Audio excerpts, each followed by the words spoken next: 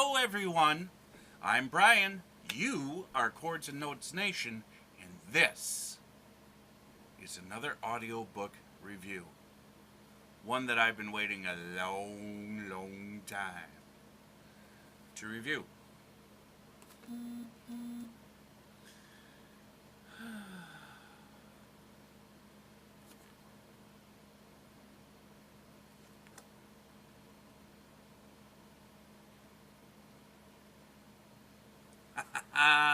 Game of Thrones, Song of Fire and Ice. Book 1. Really big. Book 1. Random House Audio. Read by Roy Dotrice.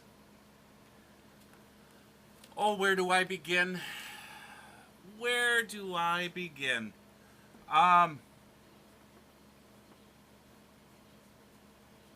It's 28 discs long, 33 and a half hours. Big audiobook.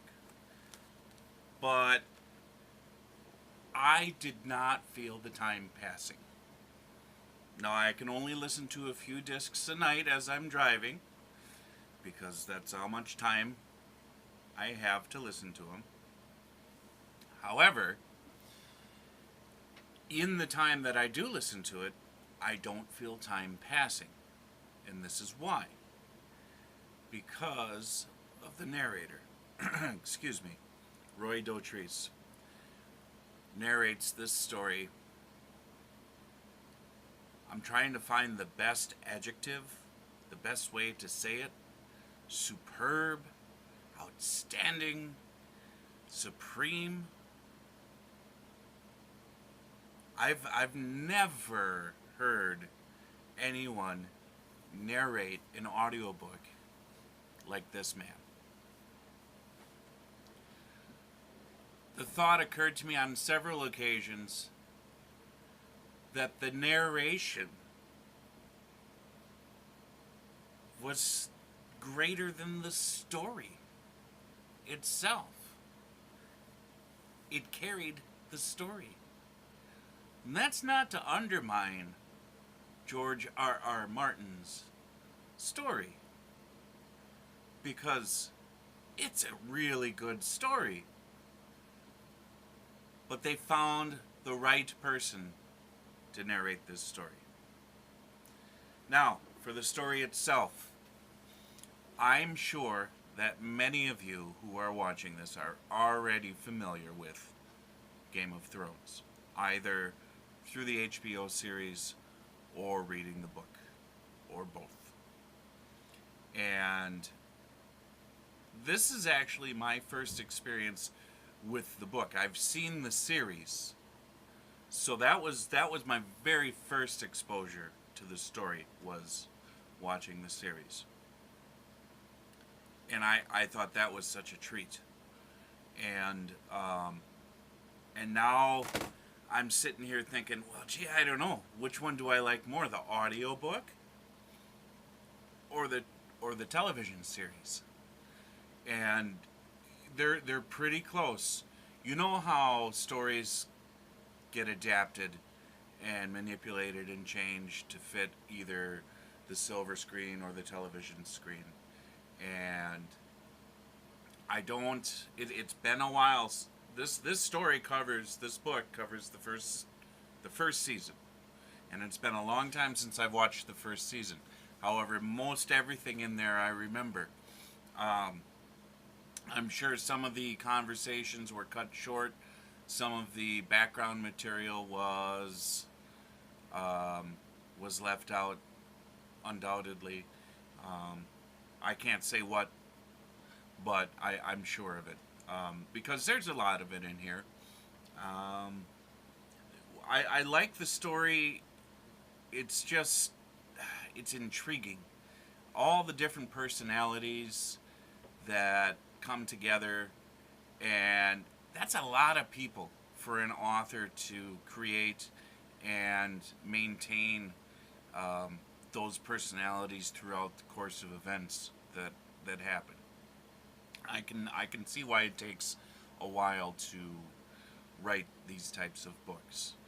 And it's not that, I think in a way there's no protagonist and antagonist in a true form. I think every one of these characters is a little bit of both.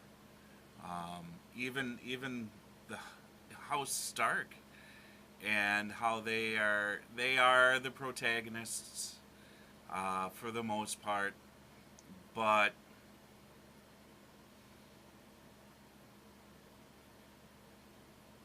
certain members of that house, I think, are questionable. Not that their motivations are questionable, but understanding their motivations of why they do what they do. Even the Lannisters, the Baratheons, all of them. It's just so well done. I really like it, and the way Roy Dotrice comes in, and he gives life to each character. He creates a voice for each character, and that's a lot of characters to create different voices for, and to do it consistently throughout the book. There's times where you can hear that it was edited, uh, so that's okay though. But he brought them to life, and that's what I really enjoy about the audiobooks. If an audiobook is done well, the characters come to life, and the story becomes excuse me, that much more compelling and intriguing. So I know I usually rate my audiobooks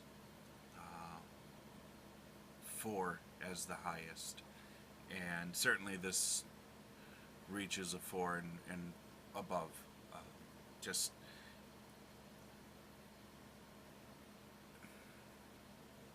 the story's very good on its own, but I could easily see, if there was a less experienced narrator, how the story could probably be a little drab.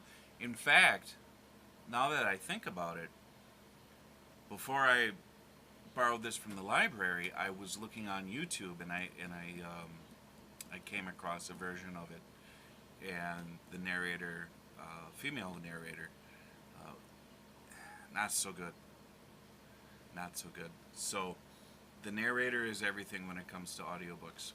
That's all I have. Game of Thrones, excuse me. Let's say that again. Game of Thrones, George R.R. Martin, Song of Fire and Ice, Book 1, Random House Audio, Roy Dotrice narrating. Awesome. Give it a shot. You won't be disappointed. Thank you.